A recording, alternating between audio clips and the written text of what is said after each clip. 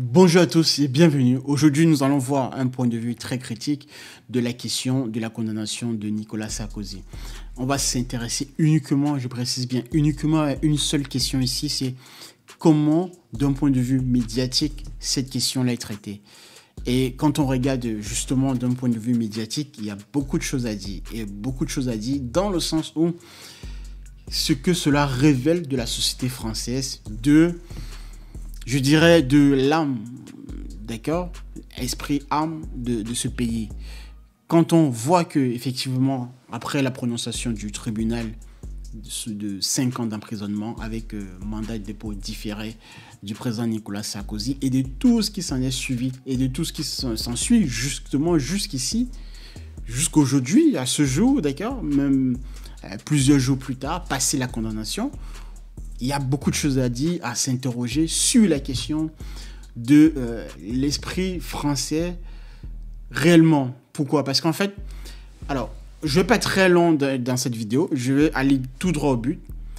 Quand on est de droite, et précisément sur ce que l'on constate, on voit bien que toute la droite est montée comme ça, vent debout, pour sauver, disons, le soldat Sarkozy. Prenez tous les médias de droite, je ne vais pas tous les citer, vous connaissez. Et on voit bien que chacun à son tour vient porter assistance à l'image de Sarkozy. D'accord? Ok. Comme si la justice n'avait pas statué. Je veux bien que si on était dans le procès avant justement la condamnation, avant la décision finale, après on pourrait me dire oui, il y a appel, mais dans un premier temps, la justice a statué là, à l'heure actuelle où on se parle.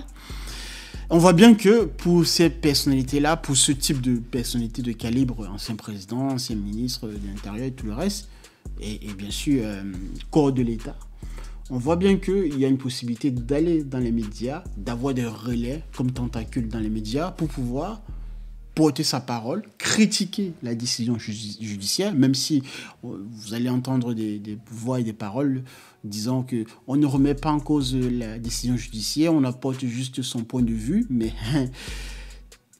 sauf que ça ne fonctionne que dans un sens. On voit bien que ça ne fonctionne que dans le sens où, lorsque vous avez des individus de ce genre, des personnalités haut en couleur, ayant ce pouvoir de l'État, ayant exercé des fonctions étatiques, on voit bien que ça ne fonctionne que dans ce sens-là.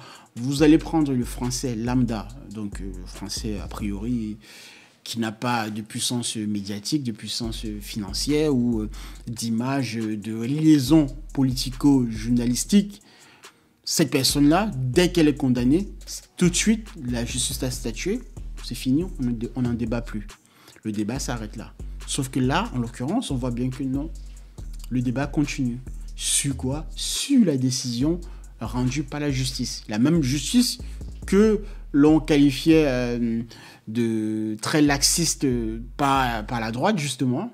Aujourd'hui, maintenant, la droite elle-même dit que, bon, voilà, faudrait peut-être revoir certaines juridictions et certains appels. Voyez-vous qu'on entre justement dans c'est ce que moi je dénonce uniquement dans la société française, dans une forme d'hypocrisie. Je ne suis pas le seul, je pense qu'on peut tous quand même s'accorder à dire à ce niveau-là que... Et de toute façon d'ailleurs, la justice n'a toujours été qu'un rapport de force. Quelles que soient les époques, quelles que soient les civilisations, quelles que soient les traditions, quelles que soient les coutumes, la justice est un rapport de force. La personne qui vous juge, le juge, ou la personne qui décide de vous mettre en prison, de vous juger, de vous donner un point de jugement moral, quel que ce soit, cette personne-là part du principe qu'elle est au-dessus de vous, et vous également, vous acceptez que si vous acceptez la sentence, que cette personne est au-dessus de vous. Donc, être jugé dépend du rapport de force et des pouvoirs, des puissances des réseaux. Et ici, on le constate a priori avec une précision très très magistrale. Vous constatez quoi? Vous constatez que lorsque, bon, je vous renvoie bien sûr à des écrits philosophiques de Pascal, Blaise Pascal, la justice, la force et tout le reste. Mais vous voyez bien qu'ici, on est clairement dans cette application-là. Lorsque vous avez quelqu'un comme Durand de Sarkozy, en fait, ancien président, ancien ministre de l'Intérieur, et bien sûr ayant des relais comme ça, on va dire plutôt des pantins à droite, ou des personnes qui vont venir comme ça l'épauler. Lorsque cette personne-là se fait condamner par la justice, il y a moyen pour cette personne-là d'aller sur les médias, proposer son point de vue, disant que la justice s'est trompée, disant que la justice a tort, et bien sûr de relayer aussi son message à travers les personnes, les supporters, entre guillemets. Et ces personnes-là, justement, détiennent ce pouvoir, cet avantage que vous, le peuple, vous qui me regardez là actuellement pour la plupart, que vous n'avez pas. Vous n'avez pas simplement parce qu'évidemment, vous ne faites pas partie de cette classe-là. Cette classe-là, justement, c'est la bourgeoisie, c'est la noblesse, entre guillemets, mais vous voyez, reconfigurée dans le paysage de la Ve République. Mais la France est toujours restée pareille. Et la France n'a pas changé. Pour moi, à ce niveau-là, il y a beaucoup de similitudes entre le régime, la monarchie et la France actuelle. Que ce soit à droite comme à gauche, ne vous me prenez pas, même à gauche également, parce que là pour l'instant c'est Sarkozy, c'est un homme de droite, et de la droite dure plutôt, mais à gauche également, vous avez eu avec Jérôme Cahuzac, mais bien d'autres personnes également, de personnalités. Dans tous les cas, le schéma il est le même. Lorsqu'une personne venant de cette appartenance-là, que ce soit à gauche comme à droite, extrême gauche, extrême droite ou centre également, dans tous les cas, c'est une question de classe sociale. Donc cette classe sociale-là, justement, va en fonction justement de sa puissance de relais, de sa puissance de réseau, va pouvoir avoir une influence plus ou moins grande sur la décision de justice. Vous voyez bien que là, pour Sarkozy, bon, je veux bien comprendre l'aspect de ne pas humilier en mettant un mandat de dépôt à exécution tout de suite, parce que là on a un mandat de dépôt avec effet différé, donc c'est la raison pour laquelle après la décision il n'est pas allé tout de suite en prison pour des respects bien sûr d'image et le président de la République tout le reste. Mais si ça avait été une autre personne, ça n'aurait pas été le cas. Et d'ailleurs on a eu le même jour d'ailleurs 2 autres personnes qui avaient été condamnées, j'ai plus les noms là qui me reviennent en tête, mais qui avaient été condamnées avec mandat de dépôt et qui tout de suite après la décision sont allés en prison. Pour vous dire une fois de plus que c'est surtout, et on est véritablement dans une question de rapport de force. Si vous n'avez pas le rapport de force, vous ne pouvez pas justement avoir cette puissance-là sur la justice.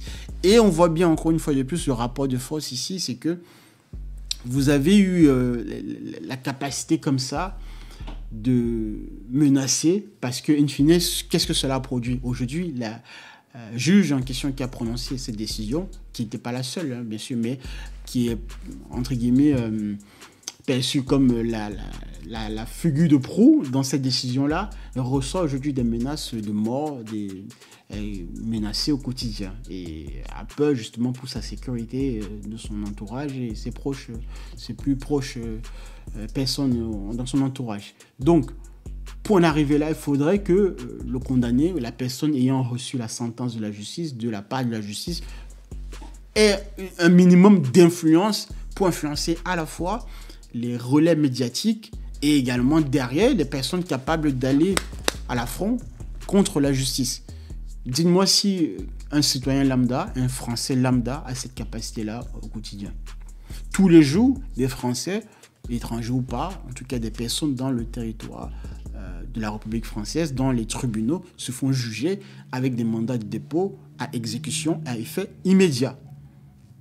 Ce n'est pas une particularité ou quelque chose qu'on découvre aujourd'hui avec l'affaire Nicolas Sarkozy. Simplement, derrière, vous n'avez pas dans les médias aux 20h ou dans les médias de droite, précisément, les chaînes d'opinion, des chaînes de mainstream, le fait de ressasser cette information sur la décision prononcée par la justice. Et là, potentiellement, on constate même que, d'après ce qui est en train de se dire, c'est que potentiellement, il y aurait des voies de recours qui feraient qu'il ne puisse pas aller véritablement en prison. Parce que, bon, voilà, vous savez, avec les différents appels, et avec des différents jugements, tout ceci peut justement constituer le fait que, in fine, qu'il ne fasse pas de prison. Bon. je ne sais pas si le but justement c'est pas qu'il fasse la prison, mais c'est de respecter les décisions de la justice et de ce que la justice a prononcé. Pour l'instant, il est condamné à 5 ans de prison, bien que le mandat de dépôt étant différé. Et donc, par conséquent, il doit aller en prison. Il doit exécuter, en tout cas, mettre les pieds à minima en prison. Simplement, d'un point de vue médiatique, vous voyez bien que la question n'est pas traitée avec aussi la même tonalité que les autres affaires qui se déroulent au quotidien, etc. Que ce soit à gauche comme à droite. Une fois de plus, je précise bien, je répète, l'information clé que vous devez retenir de cela, c'est que la France est encore, toujours, pour moi, une question de monarchie à certains égards. Et là, avec cette affaire en l'occurrence, on constate bien qu'il y a une classe des seigneurs et puis le reste, le peuple, de manière générale, s'il faut grossir le trait. Et donc, voilà, c'est marrant parce que je regarde ça d'un point de vue distancié et ça me fait quand même, disons, je regarde ça d'un point de vue théâtral parce que on voit bien que dans les médias, en fonction de qui s'adresse, en fonction de qui parle, tout de suite, on sait déjà ce qu'il va dire. Parce que, de par la connotation du bord politique, on voit bien déjà ce qu'il va être tenté de dire pour la défense, soit donc à droite pour Nicolas Sarkozy, ou une attaque à gauche sur le même personnage en question. Voilà, je ne suis pas entré dans l'affaire principalement, vous avez déjà entendu parler de ça, ressasser et tout le reste. Non, c'est surtout la manière dont c'est traité médiatiquement que je trouve d'un point de vue très intéressant sur l'état et la compréhension des enjeux de la société française en fonction justement de la classe sociale, de l'image de certaines personnes. Parce que vous voyez bien qu'au quotidien, lorsqu'on voit des personnes, des Français lambda qui se font attaquer ou bien qui se font condamner, on ne voit pas autant de discussions, des débats comme ça, sempiternels, sur la décision de justice. Là, en l'occurrence, sur ce genre d'affaires, on nous dit, bon voilà, la justice s'est peut-être trompée, il faudrait revoir le dossier, etc. Mais au quotidien... Bon, je vais m'arrêter là. Mettez en commentaire ce que vous pensez de cette affaire, d'un point de vue médiatique, de comment c'est traité. Et bien sûr, abonnez-vous, likez et partagez massivement cette vidéo. Je vous remercie de m'avoir suivi. On reste concentré et on se retrouve la prochaine pour une nouvelle vidéo ou une nouvelle analyse sur une situation bien particulière. Là, en l'occurrence, je trouve particulièrement que c'était intéressant d'un point de vue analytique, sociologique de la situation française, de l'état des élites, justement, de la manière dont les élites également se comportent et traitent la justice, la même justice que ces propres élites-là trouvent parfois laxiste au quotidien envers la majorité du peuple. Merci et restez concentrés. À la prochaine. Au revoir.